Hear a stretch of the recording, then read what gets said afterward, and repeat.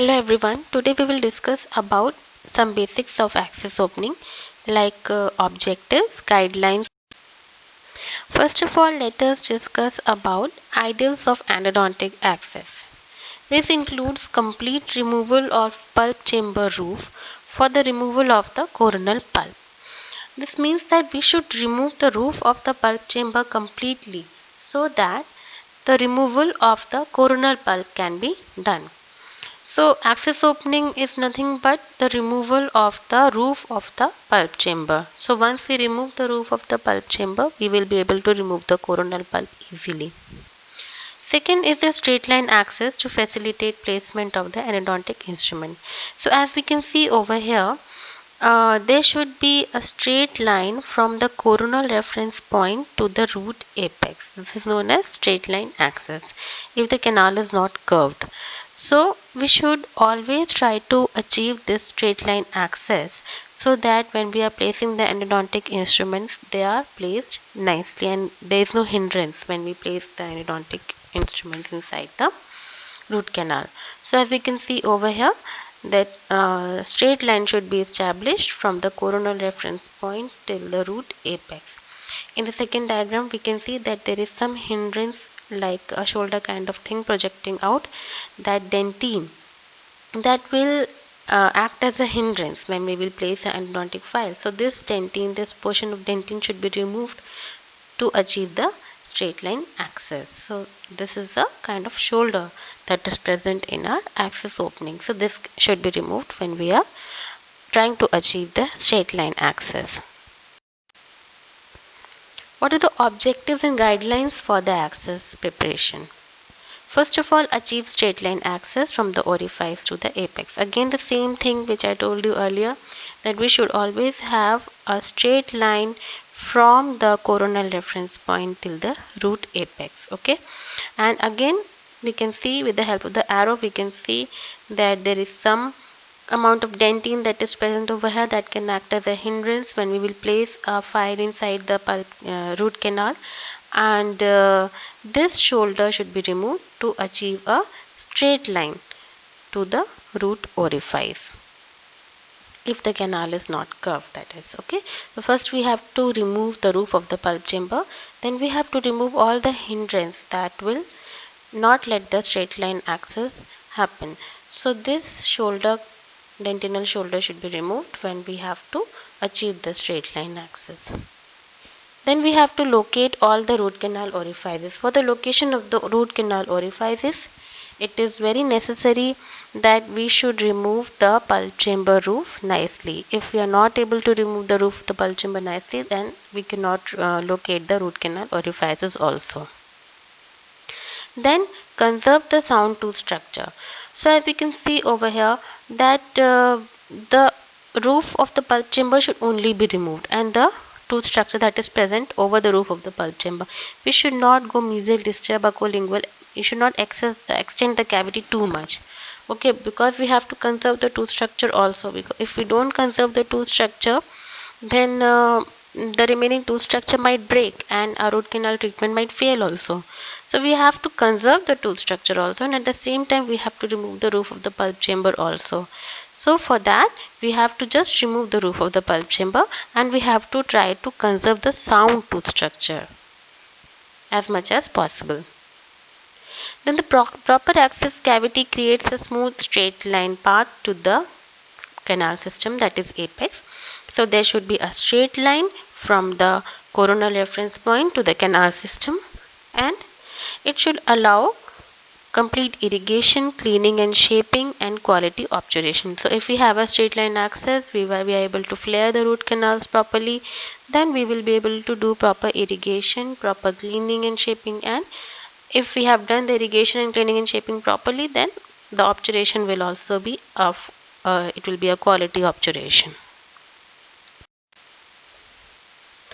So as I told you that if there is an incomplete access opening, then we won't be able to locate the orifices nicely.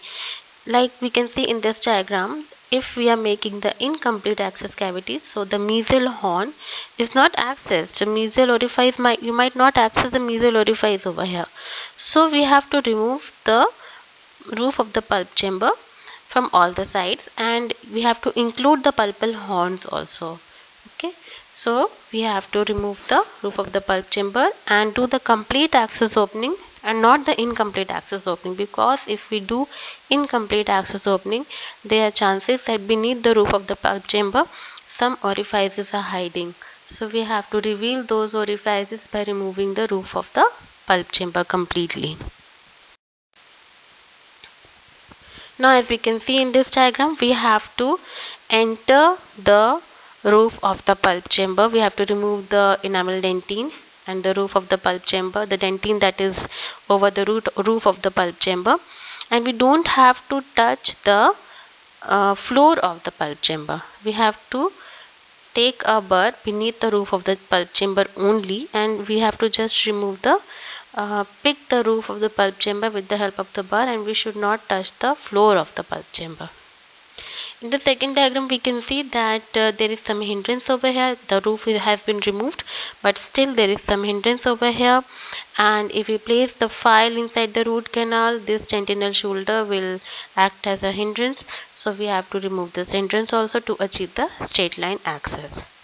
In the third diagram, we can see that if we don't remove the shoulder that is present over here, the hindrance that is present over here, and we place the file inside the root canal system, the file is getting bent over here.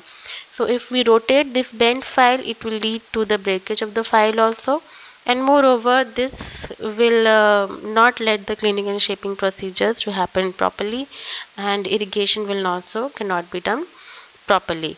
So we have to remove this hindrance also that is present over here for the proper cleaning and shaping procedure, and there is less strain to the files that we are placing inside the root canal.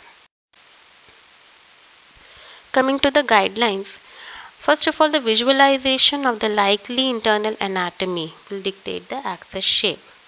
So we should know what is the internal anatomy of the pulp chamber.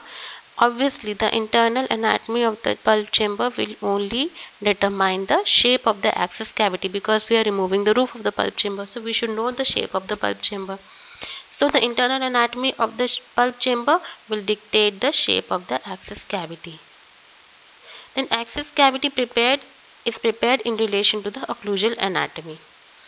So we have to look for the occlusal anatomy also. Like in case of premolars, the axis opening will be slightly oval in shape, because the pulp chamber is also oval in shape, and it will also follow the occlusal anatomy of the tooth. Most of the time it will follow the occlusal anatomy of the tooth also.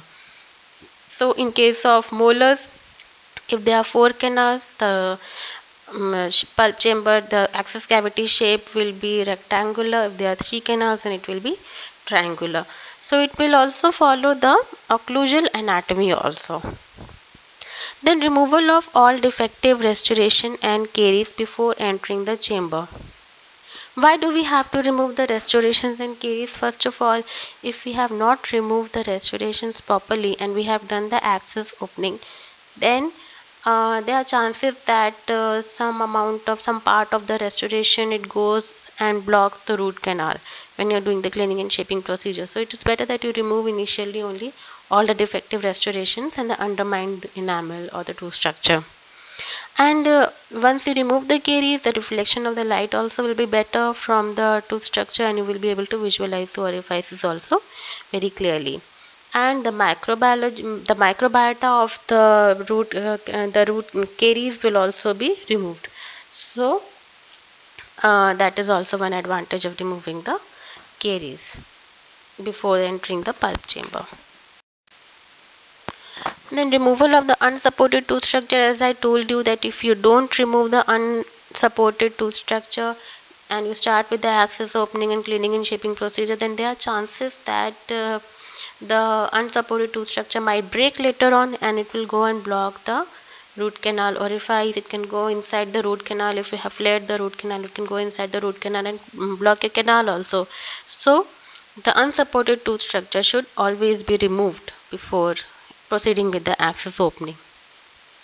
And the axis cavity walls that do not restrict the passage of the instrument. So this means that there should be a straight line axis, and if there is any hindrance in achieving the straight line axis, then you should remove that hindrance by flaring or by removing the dentinal shoulder that is projecting inside the root canal system. Okay, so that has to be removed so that you can achieve a straight line axis. Then location, flaring and exploration of all the orifices. After you have removed the pulp chamber roof, you have removed all the hindrances inside the root canal system, and you have also achieved the straight line axis.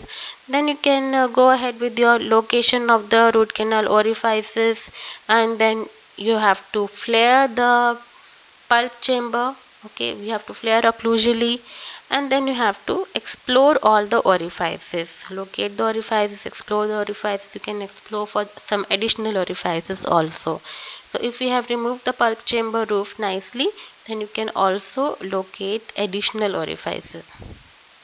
Then you have to do the inspection of the pulp chamber and taper the cavity walls occlusally. So occlusally you are going to flare them. Coming to the principles of axis cavity preparation, they are outline form, convenience form, removal of remaining carious dentine, and toilet of the cavity. First of all, outline form. It is established by mechanically projecting the internal anatomy to the external surface.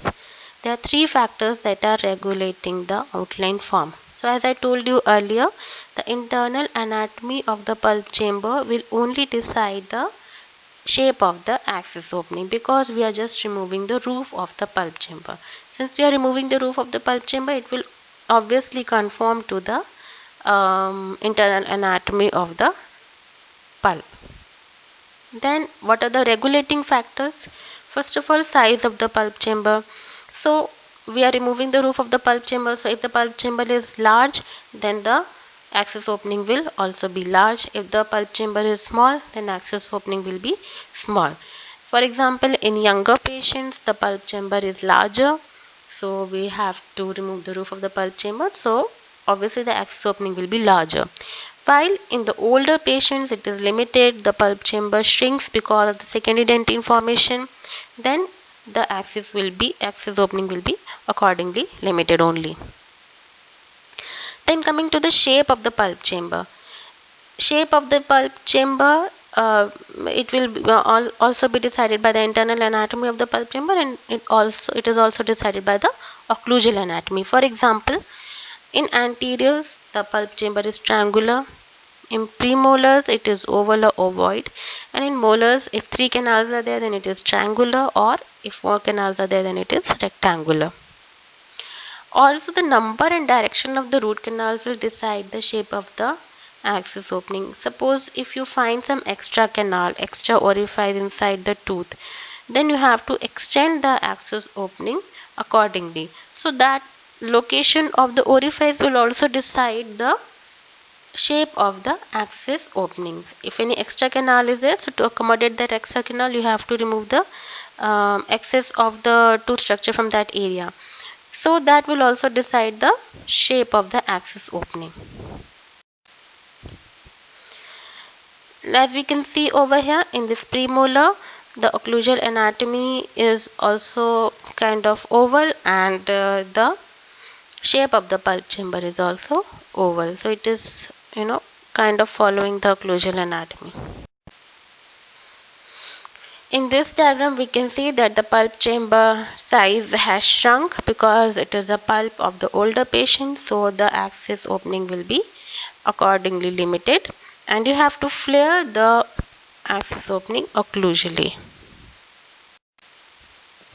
Coming to the convenience form, it is the form given to the axis cavity to improve visibility, instrumentation, obturation of the root canal by providing a straight line access from occlusal surface to the apical foramen.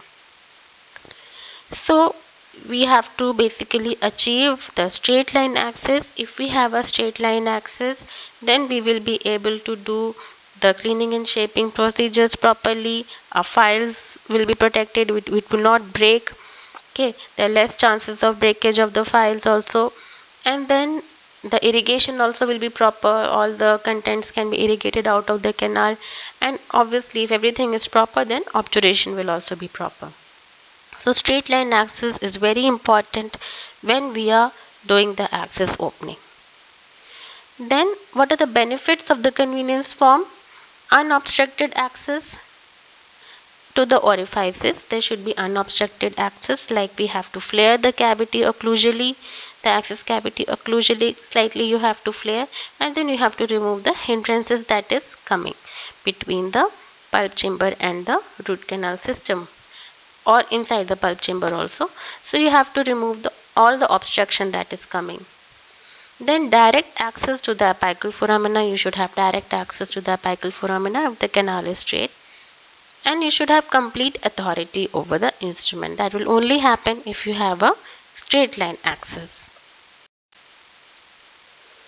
So in this diagram we can see that there is a limited access in first tooth. We can see that the access opening is very small. So because of that small access opening, only one canal is visible. Okay, so that is also not good. That will be considered as an error. So the limit access opening has to be extended in the first tooth, and in the second tooth we can see that there is a large access opening which is not needed. We have to just remove the roof of the pulp chamber. So we don't have to remove like too much of the tooth structure, because then it will weaken the tooth structure. And after we are done with the biomechanical preparation, obturation, everything, if we are not able to save the tooth structure, if we are not able to save the tooth, save the crown of the tooth, then what is the point of doing the root canal treatment? So we have to save the tooth also. So for that we should not remove excess tooth structure also. We should not think that we have to locate all the orifices so we can remove how much ever amount we want. No, we have to restrict ourselves to the removal of the roof of the pulp chamber only. And yes, if we are expecting some extra canal, then we can do that. We can remove the portion from where we are expecting the extra canal. Then removal of the remaining caries, dentine, and defective restorations. Reasons of removing caries and defective restorations is first of all elimination of the bacteria. So if you remove the caries, the elimination of the bacteria will happen. Then elimination of the discolored tooth structure. This will lead to more reflection of the light, and you will be able to visualize the access opening better. Then elimination of the possibility of the coronal leakage. So once you are done with the access opening biomechanical preparation and you are sending the patient with a temporary restoration, so if some caries is present, then it will lead to the leakage, coronal leakage. So if you are removing the caries in the first step itself, then it will lead to the elimination of the possibility of the coronal leakage. And the last point is the toilet of the cavity. That all caries, calcified debris and necrotic material should be removed by irrigation from the pulp chamber before radicular preparation is begun to avoid obstruction of the root canal. So as I told you earlier only that you have to remove all the caries, you have to remove the calcified debris, you have to remove the pulp stone if it is present, you have to remove the necrotic material, you should remove the unsupported tooth structure, so that when you are doing the biomechanical preparation, these things, they cannot go inside the root canal system and block the root canal system. So that's why you are going to remove all these things. Thank you for your patient listening.